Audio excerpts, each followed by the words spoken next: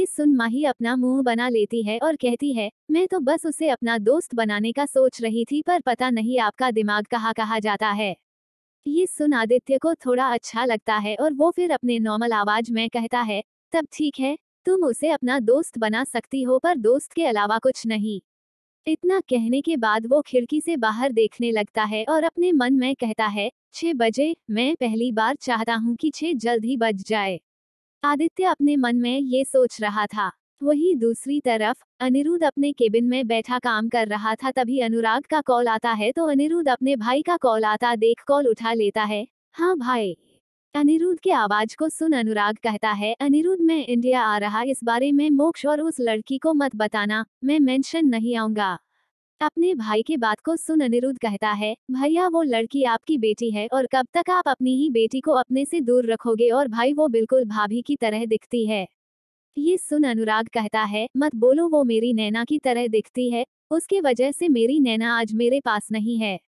अपने भाई की बातों को सुन अनिरुद्ध कहता है, भैया इसमें अनाया का कोई दोष नहीं है, उसने डॉक्टर से नहीं कहा था कि वो उसे बचाए, ये भाभी का फैसला था और आपको तो भाभी की आखिरी निशानी को अपने करीब रखना चाहिए। ये सुन अनुराग कुछ नहीं कहता है और कॉल कट कर देता है। तो अनिरुद्ध अपने आप में कहता है, भैया इसमें अनाया की कोई गलती नहीं है, आपको समझना होगा। वो खुद में ये बात कह रहा था तभी सनाया का उसे कॉल आता है तो अनिरुद्ध कॉल उठा कहता है, हाँ सनाया।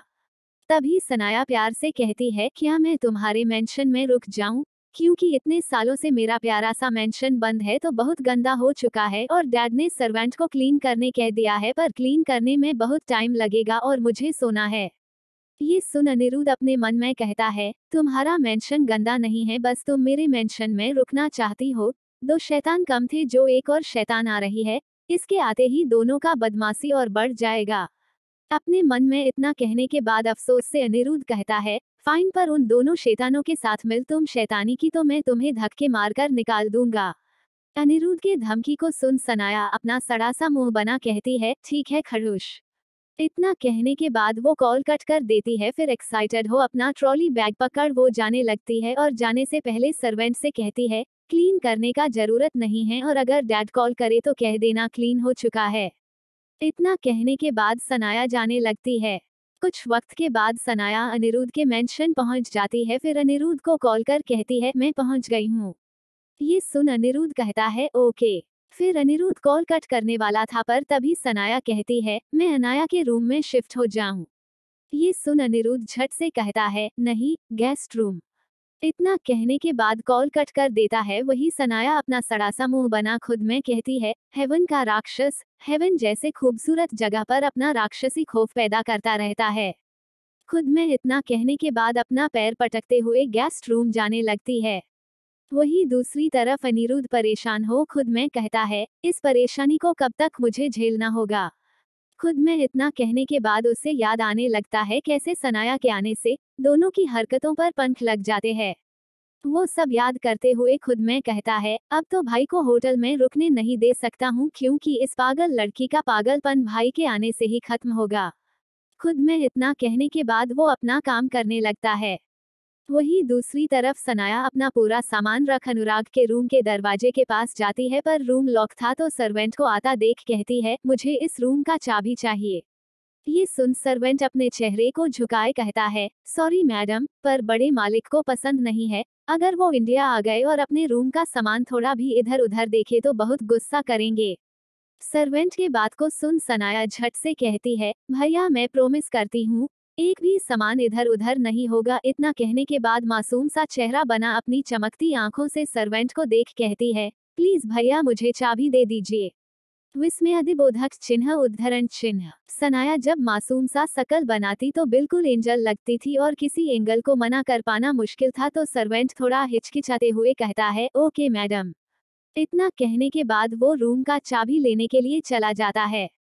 फिर कुछ ही वक्त में वो रूम का चाबी ले आ सनाया की तरफ बढ़ा देता है, तो सनाया चाबी ले मुस्कुराते हुए कहती है, थैंक यू भैया। ये सुन सर्वेंट बस मुस्कुराता है, फिर वहां से जाने लगता है। वही सनाया रूम के दरवाजे को खोल रूम के अंदर जाते हुए रूम को बंद कर देती है और पूरे रूम को देखते हुए उसे अनुराग और नैना का बड़ा सा तस्वीर दिखता है, तो वो उस तस्वीर के पास जा दोनों को साथ देखते हुए कहती है, नैना दी, मैं अनुराग के दिल में आपकी जगह नहीं लेना चाहती हूँ, बस अपने लिए थोड़ा सा जगह चाहती हूँ। क्या आप मेरी हेल्प करोगे? इतना कहने के बाद वो बेड पर जा बैठ जाती है और उसे याद आने लगता है कैसे वो पहली बार अपने दिल का बात अनुराग को बताई थी।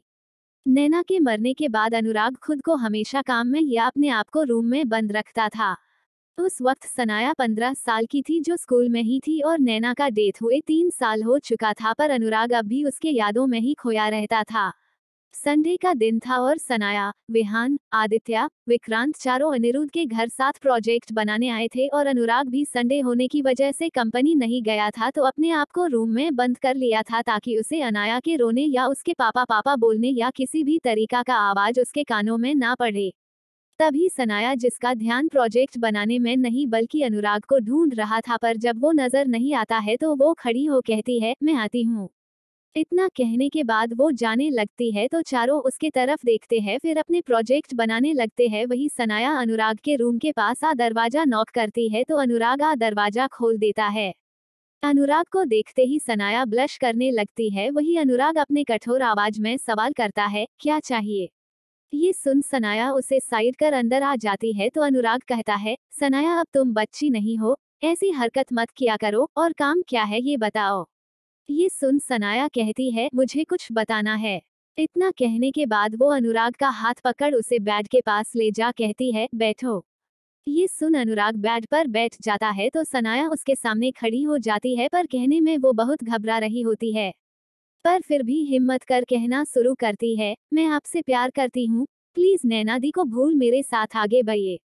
ये सुन अनुराग अपने चेहरे को ऊपर कर सनाया से अपने कोल्ड आवाज में कहता है, मैं नैना को भूल नहीं सकता, और तुम मुझसे बहुत छोटी हो तो और अभी भी बच्ची हो, तो अपने दिमाग से मुझसे प्यार करने का ख्याल खत्म कर दो, और हाँ, मैं तुम्हें हमेशा बहन की तरह ही माना हूँ। अब तुम जाओ यहाँ से। ये सुन सनाया जम सी गई थी, उसका चेहरा झुका था। वो धीरे धीरे अपने चेहरे को ऊपर करती है तो अनुराग उसके चेहरे को देखता है। वही सनाया उसके आंखों में देख कहती है, मैं बच्ची हूँ तो क्या हुआ, बड़ी हो जाऊंगी, और प्यार करने के लिए एज मैटर नहीं करता है, और मैं आपके मन से मुझे बहन मानने वाला फीलिंग में हटा सकती हूँ। ये सुन अनुराग सनाया के तरफ देखता है, तभी सनाया थोड़ा झुक अपने होंठों को उसके होंठों से टिका देती है तो अनुराग उसे झट से खुद से दूर धकेल देता है, जिस कारण सनाया जमीन पर गिर जाती है। अपने अतीत को याद करने के बाद सनाया के आंखों में आंसू भर जाता है। फिर वो उस रूम से जाने लगती है।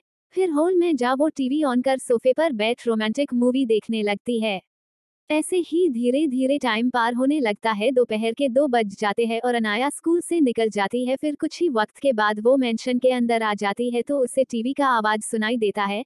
तो उसे लगता है उसका भाई आज जल्दी आ गया है, तो वो भागते हुए जाती है, पर सामने सोफे पर सनाया को देखती है और सनाया अनाया को देखती है। फिर झट से खड़ी हो जाती है। फिर दोनों एक दूसरे को गले लगा लेते हैं और पागल की तरह गले मिले गोल गोल घूम कहने लगते हैं, सनाया आंटी। वही सनाया कह रही होती है, मेरी लिटिल प्रिंसेस। वही सर्वेंट ये सुन वहां आ जाते हैं और दोनों को दूर से देखने लगते हैं।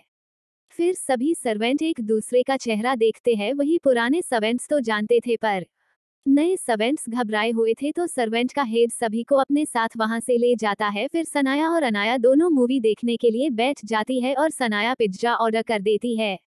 वही दूसरी तरफ कॉलेज में क्लास खत्म हो चुका था तो मोक्ष, जय, रचना तीनों एम्यूजमेंट पार्क चले जाते हैं। वहां जाने के बाद तीनों सारे झूले झूलते हैं। फिर सारे गेम्स खेलने के बाद तीनों पानी पूरी का कंपटीशन करते हैं। उसके बाद आइसक्रीम खाते हुए तीनों जय के छोटे से घर आ जाते हैं।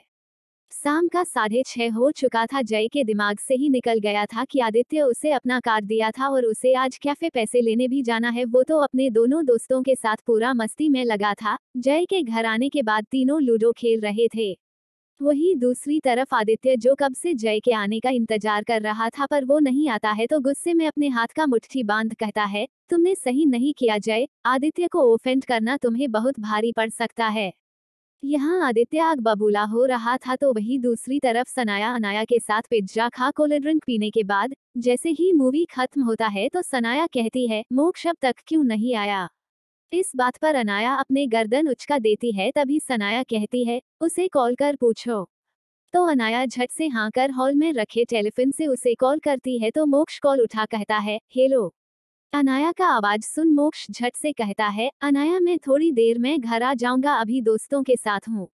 इतना कहने के बाद वो जोर से चिल्लाता है, ओ सीट, मेरा गोटी कट गया। ये सुन अनाया कुछ कहना चाहती थी पर मोक्ष अपने फोन नीचे कर अपना टर्न करने लगता है। वहीं अनाया 2 बार फिर हेलो हेलो कहती है, फिर कॉल कट कर सनाया के तरफ देख कहती है, लगता है भैया दोस्तों के साथ गेम खेल रहे हैं। ये सुन सनाया कहती है, अच्छा चलो हम दोनों भी गेम खेलते हैं। इतना कहने के बाद दोनों मोबाइल में लूडो खेलने लगते हैं। धीरे धीरे टाइम पार होने लगता है। रात का 9:20 हो चुका था। वो अपने मेंशन पहुंच जाता है। फिर मेंशन के अंदर आने के बाद सनाया और अनाया को सिर्फ देखता है तो अंदर आ सवाल करता है, मोक्ष कहाँ है। इस सवाल पर अनाया सनाया दोनों साथ कहती पर अलग अलग जवाब। अनाया दोस्त के साथ, सनाया रूम में। दोनों के जवाब को सुन अनिरुद्ध दोनों को घूर कर देखता है। तभी अनाया कहती है, हाँ हाँ रूम में है। ये सुन दोनों को घूर कर अनिरुद्ध देख अपने कोल्ड आवाज में कहता है, सच सच बोलो। तो अनाया सनाया दोनों का गला सूखने लगता है। फिर सनाया कहती है, दोस्तों के साथ ही है। ये सुन गुस्से में अपने हाथ का मुट्ठी बांध अनिरुद्ध उसे कॉल करता है पर मोक्ष गहरी नींद में सो चुका था, वही रचना और जय भी। पर रचना नींद में ही मोक्ष का फोन उठा नींद में ही कहती है, मेरा प्रिंस चार्मिंग मुझे किस करने वाला है।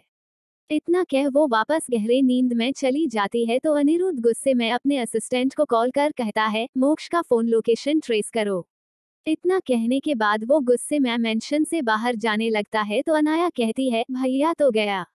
ये सुन सनाया उदासी से अनाया को देखती है। वही अनिरुद्ध मेंशन से बाहर आने के बाद ड्राइवर के हाथ से चाबी ले ड्राइविंग सीट पर बैठ कार स्टार्ट कर देता है। तब तक चिराग उसे मोक्ष का लाइव लोकेशन सेंड कर देता है। तो कार को हवाई जहाज के स्पीड में भागाते हुए अनिरुद्ध अपने कठोर आवाज में कहता है, तुम किसी लड़की के साथ हो और तुम्हारा हिम्मत कैसे हुआ किसी लड़की के क्लोज जाने का।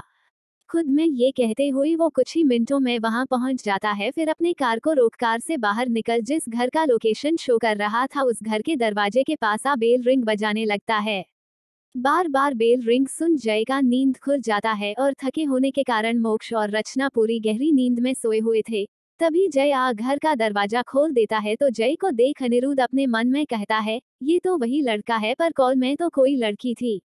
अपने मन में इतना कहने के बाद वो जय की तरफ अपने कोल्ड नजर से देखता है कि जय झट से कह पड़ता है, अंकल आप, वो मोक्ष सो गया है, मैं उसे उठा देता हूँ। इतना कहने के बाद वो अंदर जाने लगता है तो अनिरुद्ध भी अंदर आ जाता है तो देखता है वो रचना से काफी दूरी बनाकर सोया हुआ है तो उसे थोड़ा राहत मिलता है। वही जय मोक्ष को उठाने लगता है तो रचना चिल्लाकर कहती है, जय शोर मचाना बंद करो, मेरा राजकुमार मेरे सपनों में आ मुझे बार बार किस करने वाला होता तभी किसी का कॉल आ जाता या तू चिल्लाने लगता है। जैसे ही रचना ये बात कहती है अनिरुद्ध को रिलैक्स फील होता है। वही रचना उठकर बैठ जाती है पर मोक्ष नहीं जागता। तभी रचना का नजर अनिरुद्ध पर पड़ता है तो उसका पूरा नींद फट जाता और वो झट से बेड से उतर खड़ी हो जाती है। वही अनिरुद्ध अपने कठोर आवाज में कहता है, वो नहीं जागने वाला। ये सुन जय रुक जाता है। वही इतना कहने के बाद अनिरुद्ध मोक्ष के पास जाता है और उसे अपने गोद में उठा लेता है तो रचना के दिमाग में फिर कॉमिक का सीन चलने लगता है। तभी उसका नजर मोक्ष के फोन पर जाता है तो अनिरुद्ध अपने कोल्ड आवाज में कहता है, मोक्ष का फोन। ये सुन रचना उसका फोन उठा झट से अनिरुद्ध के पास जा उसके तरफ बढ़ा देती है। तभी अनिरुद्ध फोन ले किसी तरह अपने जेब में डाल वहां से जाने लगता है। घर से बाहर आने के बाद वो कार का दरवाजा खोल उसे कार के अंदर बैठा देता है। वही रचना और जय दोनों दरवाजे के पास खड़े हो देख रहे थे। वही उसे कार में बैठा खुद ड्राइविंग सीट पर बैठ कार स्टार्ट कर देता है। तभी रचना कहती है, वाओ अंकल कितने कुल है, अपने हीरो को लेने वो यहाँ आ गए और उसे अपने गोद में उठा कार तक ले गए। रचना को अपने कॉमिक में खोता देख जय उसके सिर पर मार कहता है, बकवास बंद कर और घर जा नहीं तो डांट पड़ेगा। ये सुन रचना भी अंदर से जा अपने बैग और मोबाइल को ले बाय गुड नाइट बोल भागते हुए जाने लगती है। वही दूसरी तरफ कार में अनिरुद्ध कार चलाते हुए बार बार मोक्ष को देख रहा था। फिर अपने मन में कहता है, कुंभकर्ण को भी ये लड़का फेल कर देगा। इतना कहने के बाद वो आगे के तरफ देखने लगता है। बस कुछ ही वक्त के बाद मेंशन आ जाता है तो अनिरुद्ध अपने कार से बाहर निकल मोक्ष के तरफ जा उसे भी कार से बाहर निकाल अपने गोद में ले मेंशन के अंदर जाने लगता है। तभी सनाया और अनाया ये सब देखने लगते हैं। फिर जैसे ही अनिरुद्ध मोक्ष को अपने गोद में उठा ऊपर फ्लो पर जाने लगता है तभी सनाया मुस्कुराते हुए कहती है, दोनों को अभी देख ऐसा लग रहा है जैसे हीरो अपने हीरोइन को अपने गोद में उठाया हो। ये सुन अनाया कहती है, पर ये तो भैया है, हमें चाचू के लिए हीरोइन ढूंढना चाहिए। अनाया के बातों को सुन सनाया कहती है, वो मेरी लिटिल प्रिंसेस तो बड़ी हो गई है, पर ये चाचू से मत कहना। तुम्हारे चाचू लड़कियों के सामने आते ही डेविल बन जाते हैं और लड़कियों को अपनी नजरों से ही ऐसा डराते हैं कि लड़कियां तुम्हारे चाचू के पास आने से पहले भाग जाती है। ये सुन अनाया कहती है, मेरे चाचू इतने डरावने हैं। सनाया अपने चेहरे को हाँ में हिलाने लगती है और उससे याद आने लगता है कैसे कॉलेज की सबसे खूबसूरत लड़की अनिरुद्ध के पास एक रोज आगे बढ़ाते हुए पूरे क्लास के सामने प्रपोज की थी, अनिरुद्ध मैं तुम्हें बहुत पसंद करती हूँ, क्या तुम मेरे बॉयफ्रेंड बनोगे? ये सुन अनिरुद्ध उसे अपने भावहीन आंखों से देखता है तो लड़की का गला सूखने लगता है, पर तभी अनिरुद्ध उसके हाथ से रोज ले लेता है तो उसके होंठों पर मुस्कान छाने ही वाला था, पर तभी वो रोज को जमीन पर गिरा उस फूल पर अपने जूते को रख अपने कोल्ड नजर से उसे देख कहता है, दोबारा मेरे पास दिखना भी मत, नहीं तो मैं क्या करूंगा उसका मुझे भी नहीं पता। इतने खतरनाक तरीके से अनिरुद्ध कहा था कि वो लड़की अगले दिन से कॉलेज आना ही बंद कर दी थी। उसके बाद से किसी लड़की की हिम्मत नहीं हुई उसे प्रपोज करने की, बस दूर से ही अनिरुद्ध को देख अपनी इच्छाएं पूरी कर लिया करती थी। कॉलेज के दिन को याद करते हुए वो अपने सिर को डर से हिलाते हुए अपने मन में कहती है, पता नहीं लड़कियों में कौन सा कांटा लगा है जो ये लड़कियों से इतना नफरत करता है। अपने मन में वो ये सब कह रही थी तभी अनिरुद्ध दोनों के पास अनाया से कहता है, तुम्हारा डिनर हो गया है? इस सवाल पर अनाया झट से कहती है, हाँ चाचू। ये सुन अनिरुद्ध कहता है, तो जाओ, जाकर सो जाओ। ये सुन भागते हुए अनाया जाने लगती है, तभी अनाया को डर कर भागते हुए जाता देख सनाया अपना सड़ा मुंह बना कहती है, तुम इतने कोल्ड क्यों हो? सबको डराते क्यों रहते हो? और मोक्ष अपने दोस्तों के ही साथ तो था, तुम उसे लेकर इतने पोसेसिव क्यों हो? वैसे भी अब वो बड़ा हो गया है। सनाया के बातों को सुन अनिरुद्ध अपनी कठोर आवाज में कहता है, सनाया मेरे लिए वो अभी भी बच्चा है, और हाँ अगर नेक्स्ट टाइम तुम आज की तरह कुछ भी की तो मैं तुम्हें और तुम्हारे सामान को फेंकवा दूंगा। इतना कहने के बाद वो गुस्से में वहां से जाने लगता है, तभी सनाया अपने हाथ का मुट्ठी बांध उसे मारने वाला एक्शन गुस्से में करने वाली थी, तभी अनिरुद्ध मुड़ जाता है तो सनाया अपने होंठों पर सिल्ली सा मुस्कान ले आती है। तभी अनिरुद्ध उसके हरकत को देख कहता है, कल भैया आ रहे हैं तो तुम्हें भी अब सो जाना चाहिए। इतना कहने के बाद वो जाने लगता है तो सनाया भागते हुए अनिरुद्ध के पास जा उसके पीछे पीछे चलते हुए कहती है, सच में कल ही आ रहे वो, कितने बजे? सनाया के सवाल का कोई जवाब ना दे अपने रूम के पास रूम के अंदर जा सनाया के मुंह पर दरवाजा बंद कर देता है तो सनाया जोर से चिल्लाकर कहती है, डेविल, खड़ूस, अड़ियल, बदतमीज, बेगैरत इंसान। चिल्लाने के बाद वो अपने पैर पटक चिल्लाते हुए जाने लगती है। वही रूम के अंदर अनिरुद्ध अपने कान को बंद किया हुआ था। जैसे ही सनाया चिल्लाना बंद करती है तो अपने कान से हाथ हटा खुद में कहता है, इनोइंग लड़की, दो कम थे जो एक और आ गई, अब सच में कुछ दिनों में ये मेंशन जंगली जानवर का अड्डा लगेगा। इतना कहने के बाद वो बाथरूम चला जाता है, फिर सावर लेने लगता है। सावर लेने के बाद वो बाहर अपने तौलिए को लपेट आता है, फिर अपने फोन को जो अपने पैंट के जेब में छोड़ दिया था उसे निकालने जाता है, पर वो मोक्ष का फोन था। फिर दूसरे जेब से अपने फोन को भी निकाल दोनों फोन को बेड पर रख देता है। फिर हेयर ड्रायर से अपने बाल सुखाने के बाद वो नाइट ड्रेस पहन अपने बेड के पास मोक्ष के फोन को ले लेट जाता है और उसे ऑन करता है, पर पासवर्ड और फिंगरप्रिंट लगा था। पर अनिरुद्ध को फोन का पासवर्ड तोड़ना बहुत अच्छे से आता था। उसके फोन के पासवर्ड को तोड़ वो उसके फोन में देखने लगते हैं। जब वो कॉमिक डाउनलोड देखता है तो उसे खोलता है और उसके लाइब्रेरी में जा देखता है सारा नोवेल लाइब्रेरी में बॉय लव कॉमिक था। ये देख वो उसे खोलता है और अपने कठोर आवाज में कहता है, ये क्या उल्टी फुल्टी चीजें वो पढ़ रहा है। इतना कहने के बाद वो कॉमिक को अनइंस्टॉल कर देता है, फिर देखने लगता है वो कोई रिलेशनशिप में है कि नहीं, पर किसी रिलेशनशिप में उसे ना देख वो उसका फोन साइड में रख अपने रूम का लाइट ऑफ कर अपने आंखों को बंद कर लेता है। धीरे धीरे ये रात बीतने लगता है। सुबह का वक्त हो चुका था। सनाया सुबह सुबह जाग बिल्कुल किसी डॉल की तरह रेडी हो अनिरुद्ध के रूम के बाहर ही मंडरा रही थी। वही अनिरुद्ध का नींद खुलता है और वो अपने जोगिन ड्रेस जा पहन अपने रूम से बाहर निकलता है। फिर दरवाजे के सामने सनाया को देख वो अपने गर्दन पर हाथ रख अपने गर्दन को थोड़ा मोड़ते हुए अपने मन में कहता है, उफ, ये मेरा गलती है जो मैं उसे बताने गया, भैया आ जा रहे हैं। अपने मन में इतना कहने के बाद वो सनाया को इग्नोर कर जाने लगता है। तभी सनाया भी उसके पीछे जाते हुए कहती है, कैसे बचपन के दोस्त हो तुम, इतने सालों के बाद तुम्हारी दोस्त इंडिया तुम्हारे लिए आई है और तुम उसे इग्नोर कर रहे हो।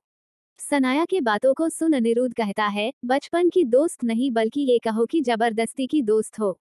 अनिरुद्ध के इस बात को सुन वो मुंह फूला जाने को थी, पर तभी अनिरुद्ध उसके हाथ को पकड़ उसे जाने से रोक कहता है, लगता है अब तुम्हें नहीं जानना भाई कब आएंगे।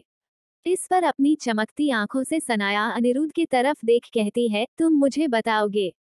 इतना कहने के बाद वो उसे देखती रहती है तो अनिरुद्ध उसके कान के करीब आता है। वहीं मोक्ष अपने रूम से बाहर निकला ही था और सनाया को देख बहुत खुश था, पर जब अनिरुद्ध उसके इतने करीब गया तो उसके चेहरे पर मुस्कान गायब हो गया था। वही अनिरुद्ध उसके कान के करीब जा कहता है, नहीं, क्योंकि मैं एक अननोइंग लड़की को अपने साथ एयरपोर्ट लेकर नहीं जा सकता हूँ।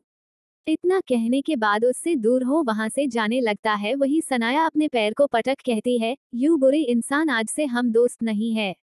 तभी सनाया का नजर मोक्ष पर जाता है। वही अनिरुद्ध बिना पीछे मुड़े सनाया से कहते हुए जाता है, एज योर विश।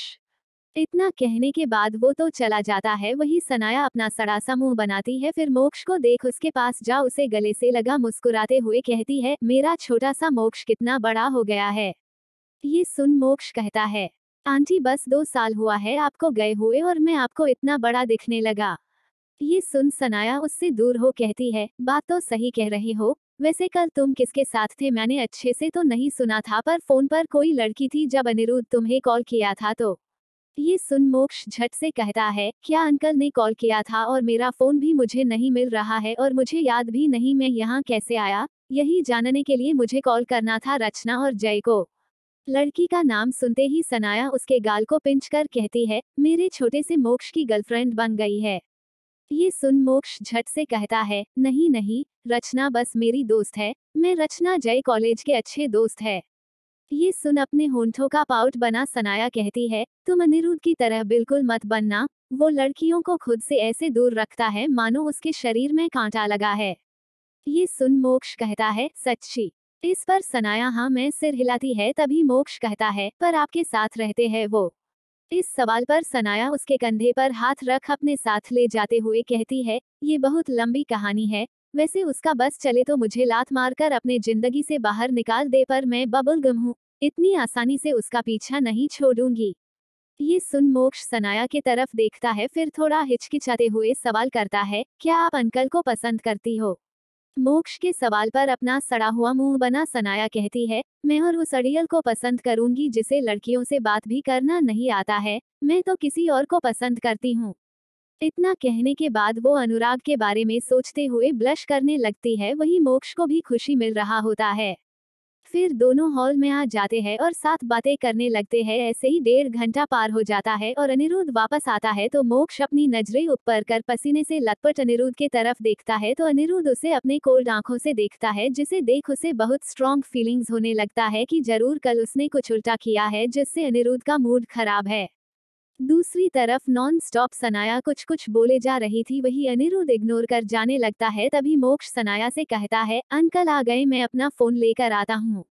ये सुन सनाया ओके कहती है। वही मोक्ष खड़ा हो भागते हुए जाने लगता है। फिर जैसे ही अनिरुद्ध के रूम के पास आता है तो देखता है अनिरुद्ध भी रूम के अंदर जा रहा है। तभी उसके पास जा कहता है, मेरा फोन। इस पर अनिरुद्ध कोई जवाब ना दे अपने रूम के अंदर चला जाता है तो मोक्ष भी उसके पीछे उसके रूम के अंदर जाता है और अपने फोन को बेड पर देख लेने जाने वाला होता है, पर अनिरुद्ध उसके हाथ को पकड़ अपने करीब खींच लेता है, जिस कारण मोक्ष का दिल जोरों से धक धक करने लगता है। तभी अनिरुद्ध उसके आंखों में देख अपने ठंडे आवाज में सवाल करता है, क्या तुम किसी को पसंद करते हो। अचानक से किए गए अनिरुद्ध के सवाल पर मोक्ष झट से कहता है, नहीं।